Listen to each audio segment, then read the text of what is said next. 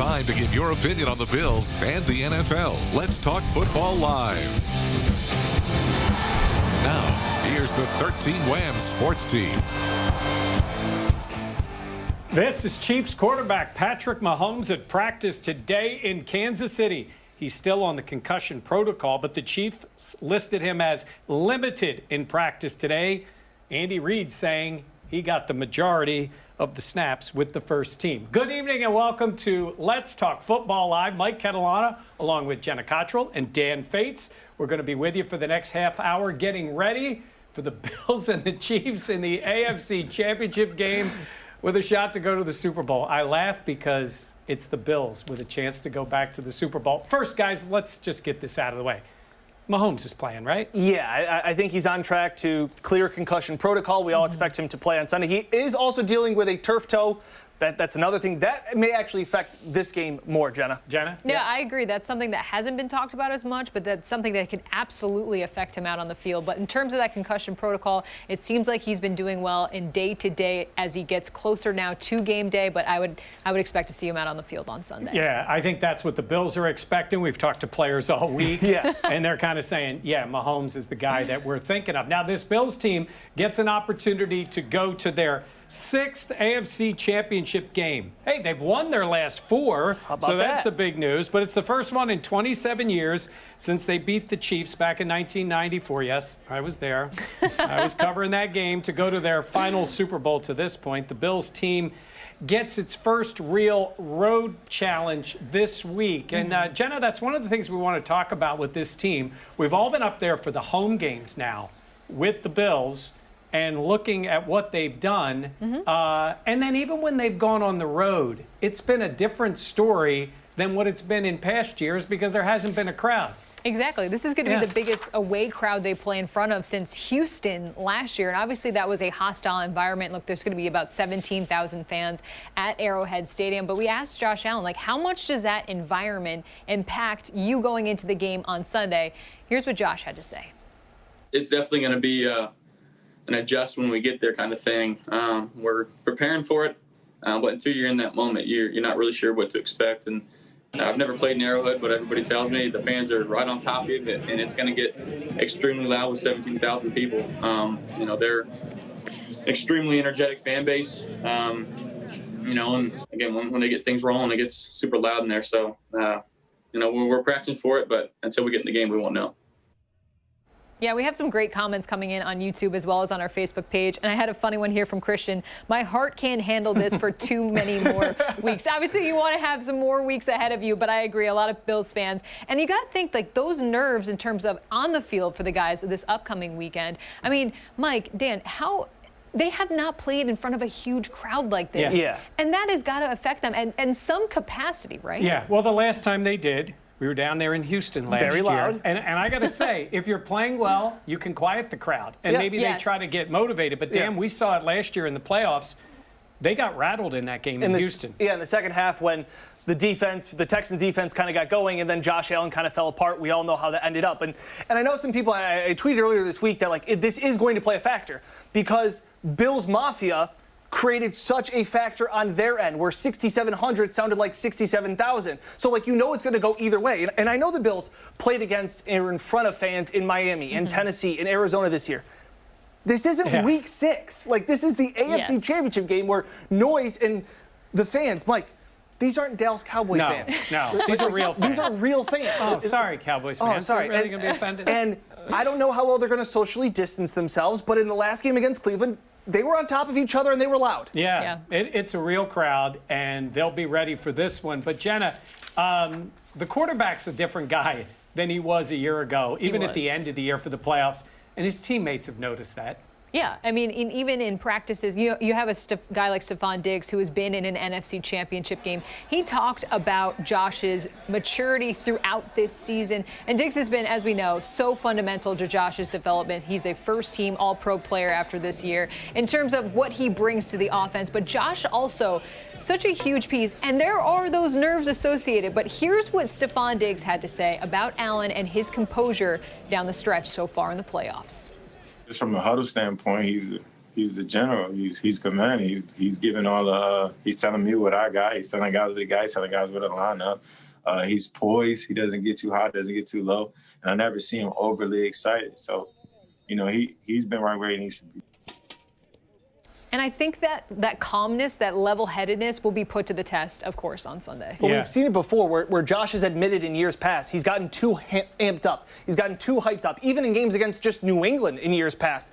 But I saw a calmer Josh Allen against Baltimore. I know it was a home environment and he already had a playoff win, but I just felt calm Allen in the pocket. Yeah, and what would help him is to have all of his guys on the field. It's time to check the injury report brought to you by UR Medicine Sports Medicine. And you see from the Bills, and the one thing that I think we highlight there is wide receiver Gabriel Davis not practicing again today. He hurt that ankle right before he dropped a pass in the end zone or on that play. And I think that's key. Now, Darryl Johnson going full. That's big for them to get him back on the field. Same with Quentin Jefferson, who will be ready to go. As far as the Chiefs are concerned for their injury report, Sammy Watkins. Now, he's limited. Shocking. Former Bill. But the real name there, and we already talked about it, was Mahomes. He's going to play. He'll get cleared. I mean, I think everybody is fully expecting Mahomes to be back on that. Now, when we talk about the injuries and all of those different things, it does impact what this team does. But we asked a question in our poll for this week on the Bills in terms of their offense. So we said, if you take out the top two guys, right? We're taking out Diggs and Allen. Who's the most important guy? And in a landslide, Cole Beasley ends up winning it. And Beasley is a key guy for him, Dan. Yeah, and he popped up again on the injury report today. He wasn't on it yesterday. He re-popped up on it with his knee injury. Beasley's that guy that keeps drives alive, crucial on third down, obviously second-team All-Pro. John Brown, though, a guy that needs to make a play, especially if Gabriel Davis isn't able to go. He's the one that needs to step up and take a little bit of that burden off and nicked up, maybe 75% Beasley, and a Diggs that's probably going to get covered pretty well. And quickly, Jenna, we had a few comments on the poll. Let's get to those comments as well, because a lot of people weighing in. Beasley is Josh's safety net specifically on third down. That we have seen that all season long. But again, is that knee going to be crucial in terms of Beasley being able to make those quick cuts? He did not have a catch last week, but he said even afterwards, just because you don't have a catch doesn't mean you don't impact the game plan, which is a huge point. And then another comment as well, love this one. Get on the process was the handle, and it said the entire O-line, which we know they play a huge role in getting the ball out. So that's another great point. Yeah, it is on who is ready to go. Well, we expect Mahomes to be ready to go. And when we come back, we'll tell the story of how the Bills put Patrick Mahomes in Kansas City when we come back on Let's Talk Football Live.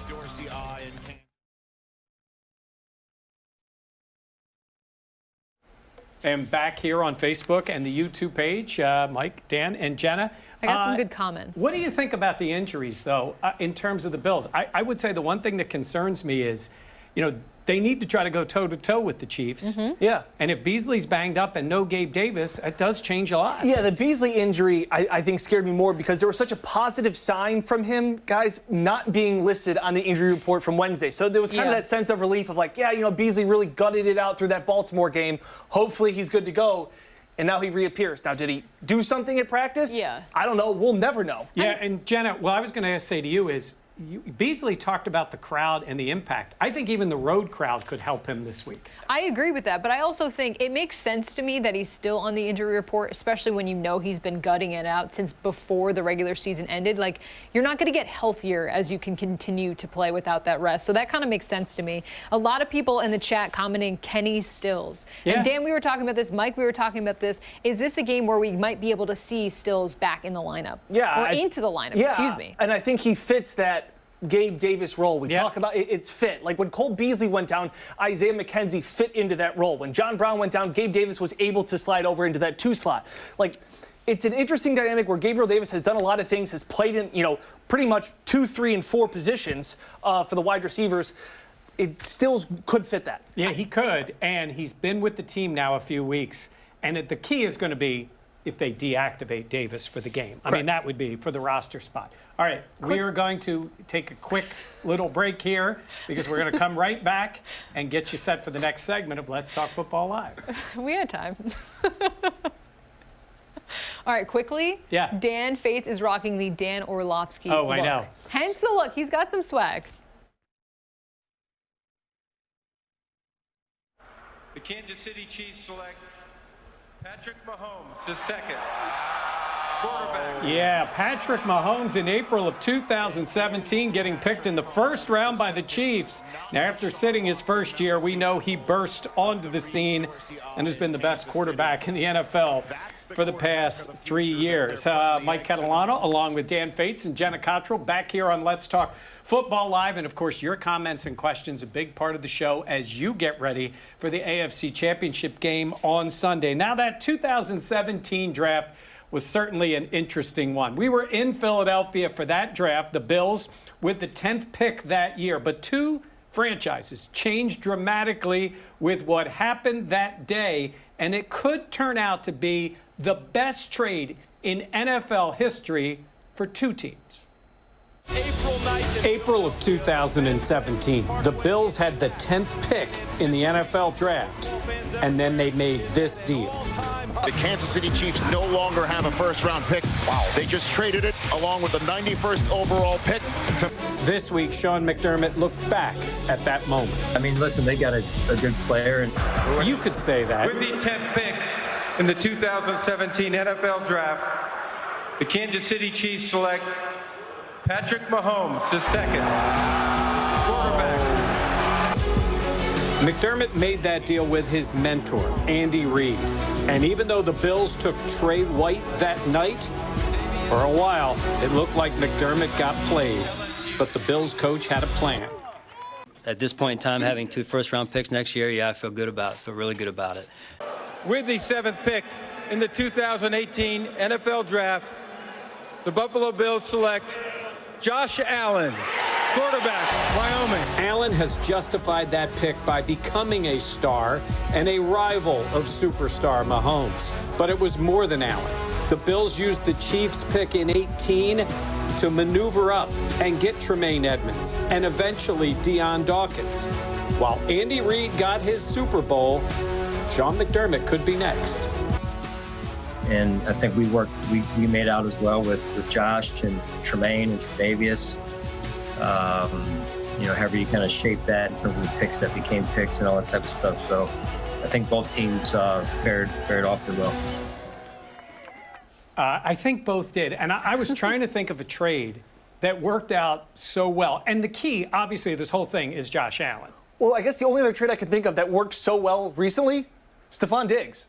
Minnesota thinks Minnesota thinks they got their guy Justin Jefferson as a #1 wide receiver, and the Bills feel like we got our #1 wide receiver with our first-round pick. But Jenna, we're talking about two franchise quarterbacks. Completely. And the Bills got the other part. So you could at least argue, well, they did okay, but they didn't draft Mahomes. They didn't draft Mahomes, but of course they did get Trey White. They also got Deion, like you talked about, Tremaine Edmonds, Josh Allen. Like, they got a haul in return. And to see the way Josh has progressed, I mean, like you said in that story, it's superstar Patrick Mahomes and Josh becoming a star matching up against him. Yeah. Well, it's so funny how the dynamic of this trade looks because of this season. Yeah. Yes. Like we wouldn't be having this show right now, and we wouldn't be talking about this trade as a franchise-altering trade in both for both franchises if Josh doesn't play the way that he played this year and has taken those steps. Yeah. It was a risk. Josh was the project. It's paid off. Yeah, and the other dynamic of the story is the two head coaches. Because Sean McDermott was really running that draft. Brandon Beane didn't come out till later. McDermott began his coaching career. There he is with Andy Reid. He was an intern, moved his way up to defensive coordinator. But 10 years ago this week, Reid fired McDermott. Now, they still have remained close. Reid says no one has done a better job than McDermott this year. He deserves Coach of the Year, man. I mean, he's taken a franchise there. Both he and his general manager put this thing together with some bold moves and production here now. So I think he's done tremendous. What a great thing for the NFL and for Buffalo, which is you've been there, I'm sure, just for a game. They love football in Buffalo, and he's really done a nice job with that whole program. I've heard a lot of Andy Reid interviews. That is glowing for him. I mean, he keeps everything understated. He loves McDermott. McDermott loves him. I mean, this really is a relationship. And Sean talked about how his whole family, Reid's whole family, helped him and helped his wife through the times of being a head coach. I think it's a great matchup. And best thing ever that happened to Sean was being fired by Andy. Yeah, Isn't that he called something? it his crucible moment. It is, and it's worked out, obviously, for both franchises. Now, the Bills have played 2 playoff games so far this year. When we come back, they don't have the big game experience that the Chiefs do, but does it matter?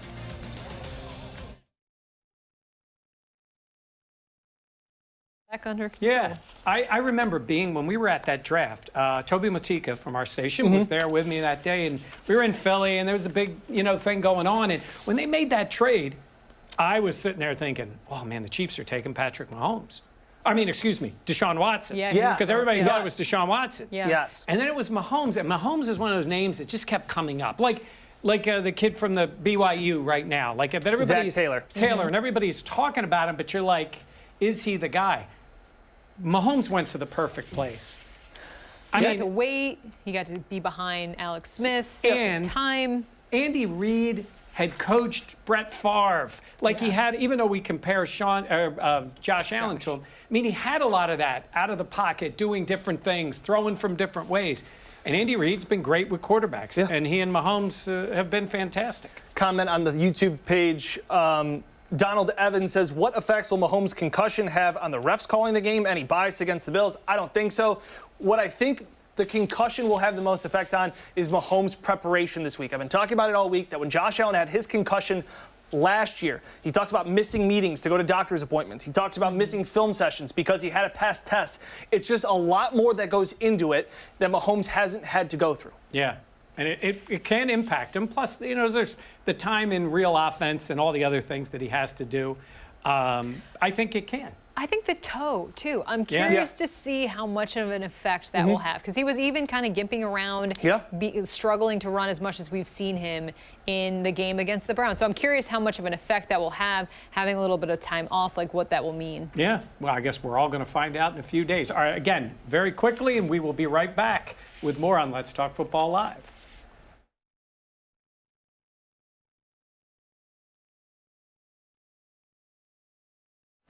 Back on Let's Talk Football Live, Mike Catalana, Jenna Cottrell, Dan Fates, brought to you by Connors and Ferris. And let's talk a little bit about the Bills' offensive coordinator. I mean, the Eagles hired a head coach today. There's only one job left. It doesn't look like Brian Daboll's going anywhere. No, and we were all pretty stunned to know that Brian Daboll would not get a head coaching job. All that he has done building this offense, look, that's what it takes. But Brian Daboll's been around in the NFL for 20 seasons as a head coach. This is going to be his 9th AFC championship game. Look, there's a lot of talk we've been asking him about going on interviews and all the media attention he's been getting for being a head coaching candidate. Daboll said this week, that's not on his mind. Kind of say the same thing I've said the last few weeks. I'm privileged and honored to be here and working for this organization. Everything that I have and we have, it's an important we, is focused on and what we need to do this week, which is a big game against Kansas City. Humbled, honored to have some opportunities. Ultimate goal is to become a head coach one day, but that's not on the agenda right now for me. It's doing everything I can do to help our team be the best they can be this week. Long story short, the process. That sentence was all of the process. But I think he's very disappointed. I think he thought he had the Chargers job. I think he was stunned, Jenna. I think he was stunned. I agree, and I think because the expectations were that he was expected to be the favorite, and it seemed like such a smooth transition. He would go to another young quarterback. There would be the ability for him to kind of mold that offense, and Justin Herbert as well. And then for them to kind of pivot in LA and hire a defensive guy, yeah, I think Brian, and it's hard because Brian Daboll's resume right now, it's hard for it to look better. Yeah. I mean, that's just a part of it. Yeah, and he's done such a great job with Josh Allen. All right, the Kansas City Chiefs are in their 3rd straight AFC championship game. Last year it ended with this, the parade in KC. They bring that biggest game experience, the Super Bowl and winning it. The Bills don't have a lot of that. They don't have as many players who have advanced and gotten to the Super Bowl. And some of them haven't been in a big game like this. But Micah Hyde says maybe that's good. How should I say this? I think there's also some success or some positivity in just not knowing what you don't know. So I think that a lot of these young guys are out here just playing. They don't know Obviously they know this is AFC Championship game, but they don't realize the magnitude of it. So that's also a good thing too.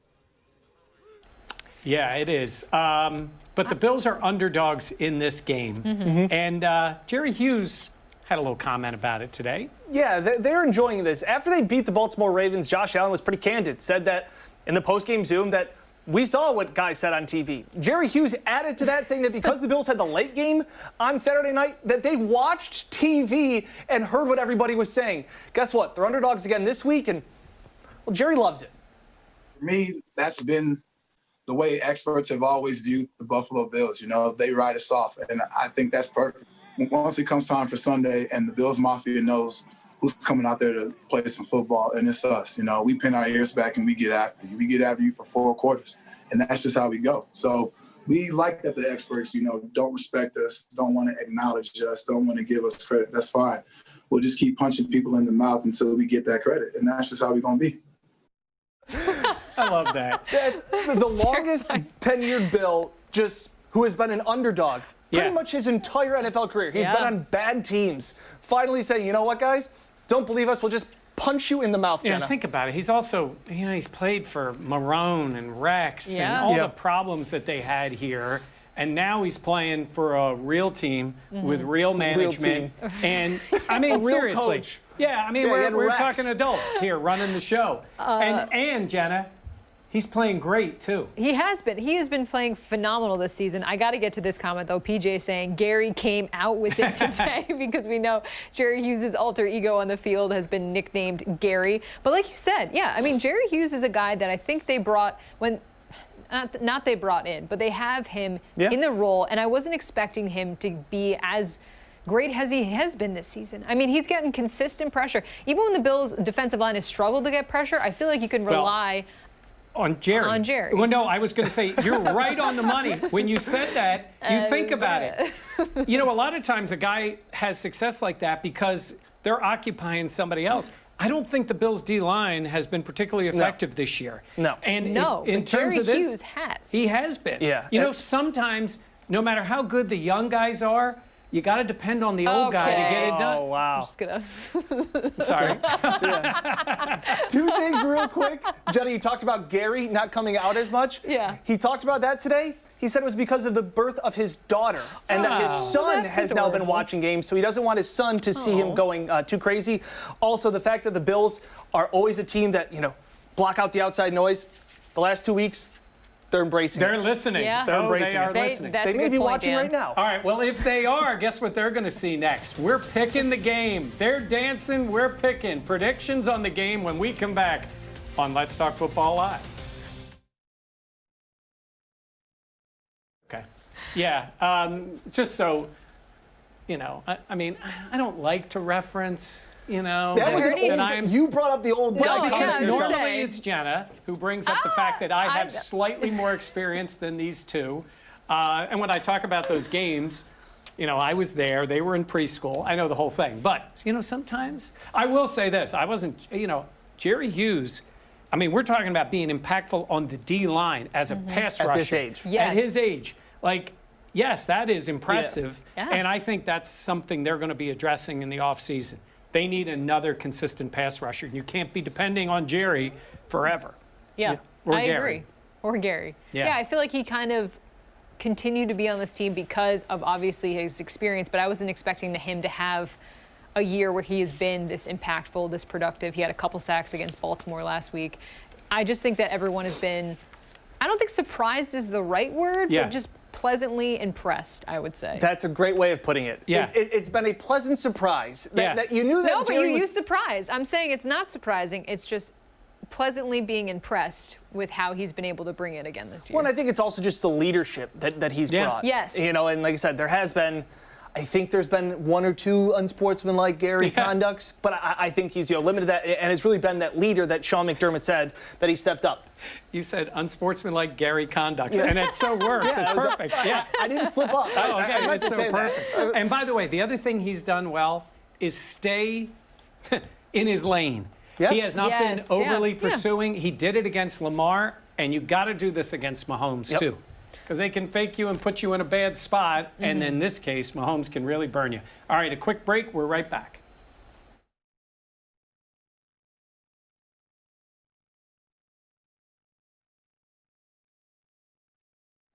Hey, we thank everybody for being with us tonight on Let's Talk Football Live. Mike Catalana, Jenna Cottrell, Dan Fates, brought to you by Connors and Ferris. And our good friend Greg Connors joins us each week to talk about the game. He'll be heading out to Kansas City to watch it. Got a chance to talk with him today about what he sees in this matchup between these two teams fighting for a spot in the Super Bowl.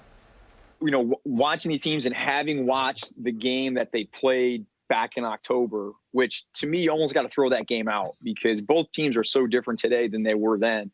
But I think it gives you kind of a look at what didn't work, and then you got a game plan around that. I think the Bills have to stay true to the identity that they've developed over these last 6 or 7 weeks. 31-30 Buffalo Bills. Go Bills. Hey, Greg makes a great point about forgetting the last game. I don't even feel like it's the same two teams. Couldn't agree more.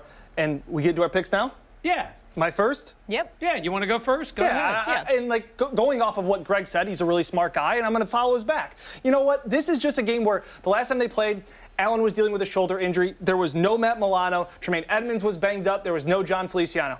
I think this is a different team. The defense has carried this team for the last 2 games in the playoffs. I think it's time for the offense to get right. Expect a big game out of Josh Allen just to do enough. Big game just to do enough. Doesn't turn the ball over. Bills get the win 27-23. And as they say in the Bible, the last shall be first. So Dan went first. Wow. Jenna, you go second. Okay. Going off of that, I also have the Bills winning this game. Like Dan said, it was a different team in terms of injury status. I think this year, or not this year, well, actually, it's a new year. But this Bills team is in a different spot than they were a couple months back. And because of that, I have the Bills winning this one. It's going to be close, but I have Buffalo winning 21-17. Yeah, now Jenna had this team at the beginning of the year going to the Super Bowl. I had them going to this game and losing, but I'm changing that pick right now. Every time I pick the Bills, I've had this feeling they're a different team, and they keep proving me right. They're going to prove me right again, and we're going to be going to Tampa. I can't believe I'm saying this after all these years, but the Bills win, and they go to the Super Bowl. Call us homers if you want. Believe me, we've seen a lot of things go the wrong way. This time we're seeing it right. I don't feel like this is a homer pick, though. Yeah. Because I think we've seen this team progress so much. They didn't have the best offensive effort against the Colts. The defense played outstanding last week. Like, I think you can put it all together. Yeah, we will see if they do, and we will be there for it. I'll be heading out to Kansas City, Arrowhead Stadium for reports this weekend. Follow us on the Buffalo Plus YouTube page and on 13 Wham and Fox Rochester. For Dan Fates and Jenna Cottrell, I'm Mike Catalana. Thanks for watching, and we'll see how the Bills do.